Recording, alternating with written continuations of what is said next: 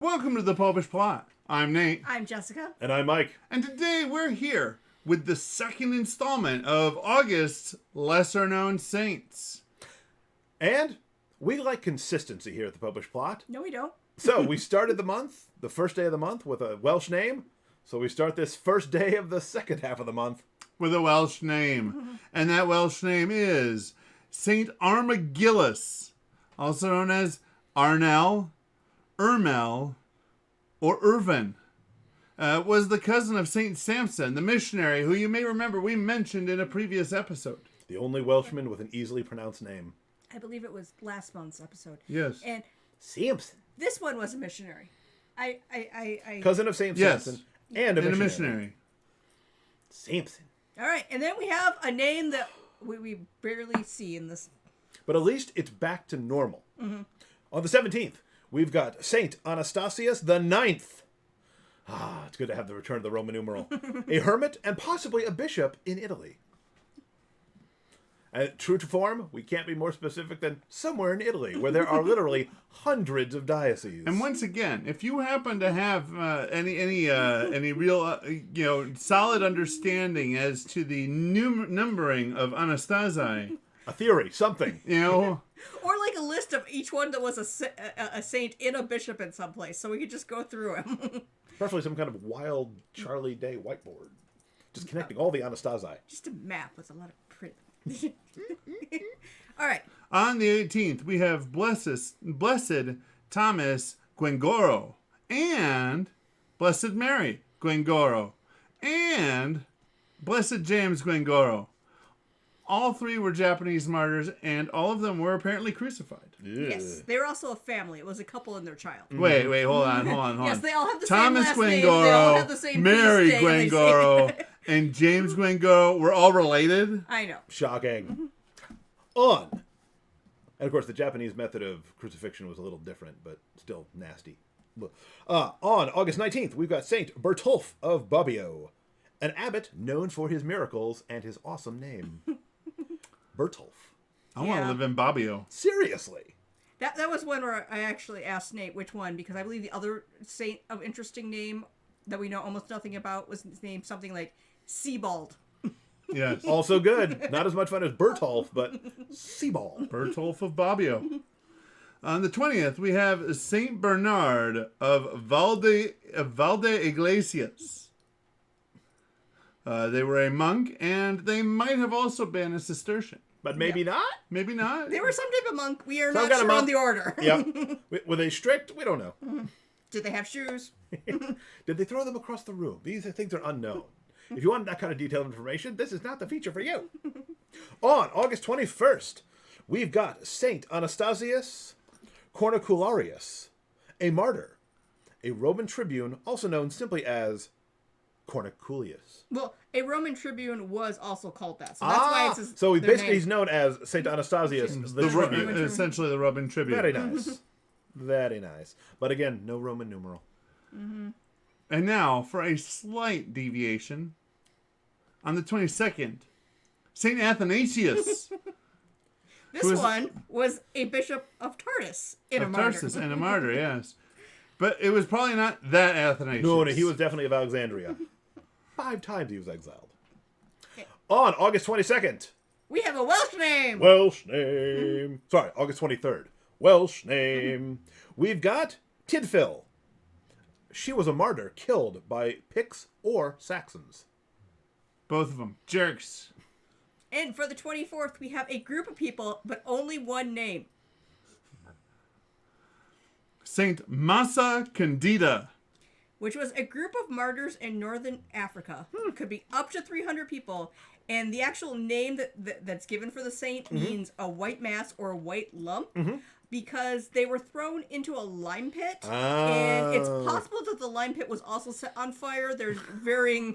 I had to look up more because I'm like, it's a group. And, And then it's like, it's a group of 300. I'm like, okay, that's a very big group. But it tribute to the hostility that the gospel inspires. That, yeah, they might have set a lime pit on fire. Yeah, when That's you not said it was one implausible. name for a whole group, and I saw the name, I'm like, no, that's a name for a whole group. It's the white group. Yeah. Well, just like Augustine writes about the Massa Damnata, this is the Massa Candida, the white group. Although, really, they should be red because they're martyrs. But it's a lime pit, and lime is white. Yeah. So, Yep. On August 25th, we then have Saint Patricia, a noblewoman or a member of the royal family in Constantinople who gave away her wealth and then moved to Italy. Like Saint Januarius, a vial of her blood is thought to liquefy on her feast day, which is awesome. So if you're in Italy, just wander around all the various things until you find the right saint thing, and just try to poke it, see if it's liquidy. Listen, if the crowds in Naples around St. Januarius are too big, look for St. Patricia, the lesser known liquefactional miracle. I think I might have to go look for that now. On the 26th, we have Saint Jeanne-Elisabeth, Bichier de Agis. We really need like a French name alert. Yeah, we have this. We'll just be like Saint Sorry. Saint Jeanne-Elisabeth, Bichier de Agis. Saint Baguette. She was a foundress of the Congregation of the Daughters of the Cross. We need no disrespect to her. We just can't pronounce French any better than Nope. we can Welsh. I mean, All the superfluous letters. I mean, actually, I can probably pronounce these are French a all little bit better largely than Welsh. names that make sense, except for we know it's French, so they're going to just trail off midway through. Yeah, exactly. We could pronounce this. Saint Jean. We could anglify this and pronounce it no problem. We're trying to be accurate. Oh, so close to being fun. Yeah. On August 27th, we have Saint Poemon, an abbot, one of the desert fathers in Egypt. He was a hermit after fleeing from Berbers. He lived in the ruins of a pagan temple. It is always good, when possible, to appropriate their stuff. Yeah. No use letting a perfectly good temple go to waste when you could Christianize it. Reconsecrate it. Plus, we all know it's really hard being a desert father because, like, you flee into the desert and then people follow you because they want to be holy. So you have to flee further into the desert and then people follow you because they want to be holy. Then you have to flee yet further into the desert. Well, he was an abbot, so I think there was a whole bunch of them all together. Yeah. But again, this is what happens. He's a hermit. Then he becomes an abbot, so he runs away to become a hermit again, and then becomes an abbot again. I think I have the solution to this problem. This happened with Saint Benedict. I have the solution to this problem. Become a stylite. That way, when they come to you and they say, "We want to be like you," you look around and say, "Sorry, I got the last one." Sorry, we're full up. How's the weather down there? Oh, we need to. Might you have some bread? That's what we need—a revival of stylitism. Awesome. All right. Not in this part of the world. It'd be really hard in the wintertime. It'd be awful. Notice they tend to do this in the Mediterranean basin. Right? Yeah, I'm just saying. I mean, Yeah.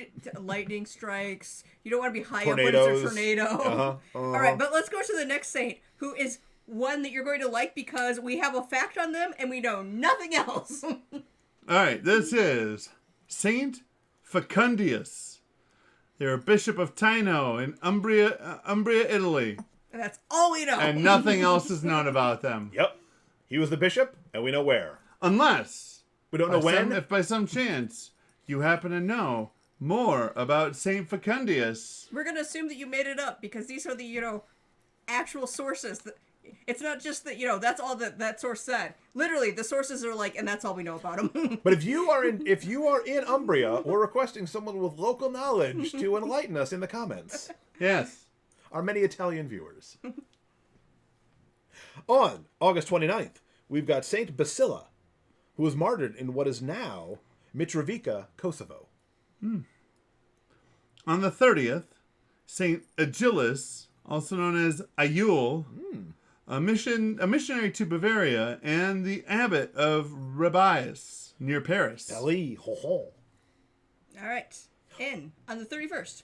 We've got Saint Raymond Nonnatus, who was born through cesarean section, and his mother died in childbirth. Well, it was at the time in which they've had, C-sections for a very long time, but they've only used them when the mother died because up until modern times, it was, most likely you're going to kill both of them. Yep. So it's like, listen, she died in childbirth. We got to get the kid out. So that's how he got his last name, because his name is actually not born. Non-natus, not born. He was known for ransoming slaves, his evangelization, and was eventually made a cardinal. Not bad for a dude who was never even born. I feel like it's like he's hanging out with Odysseus, who's, nobody and stuff. Hey, he's a saint. He's fine. Maybe, the Scottish play where it's like, no man born of woman. Aha! I'm officially not born. He just has so many discussions with Saint Nicodemus up in heaven. How does a dude get born again? I didn't I wasn't even born the first time. Saint Raymond, pray for us. Yes. So, those are the obscure saints of August. Or at least some obscure saints for August. So, go down below and fill in the comments with any legends you might know regarding Saint Facundius. Umbrians, we need you. Yes.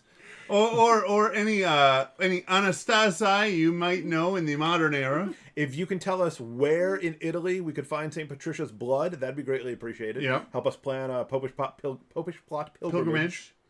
I'm not going to Italy in the late part of August. That does not sound nice. But so much of it is... What if it's up in the hills? It's nice up in the hills. Maybe. It's gotta be better than better than Texas in July. I don't know what... That's the lowest possible bar. How do people who own hotels pick such a poor location for their meetings? I'd rather be in Death Valley. Well, it should be noted. It's a terrible, awful place, but they do have exquisite air conditioning. Everything is air conditioned to the hilt. It's the only way that people can live there. I don't know how they did it before widespread air conditioning. Yeah. Everyone died. That's why the population has exploded only in recent decades. Regardless. All those things down below in the comments. While you're at it, make sure to hit that like button and the subscribe button and the bell next to it so you get notified when the next one of these episodes comes out. I mean, where else are you going to get content like this? I'm serious. Serious. And until next time, remember to live your faith. Love your faith. Share that love.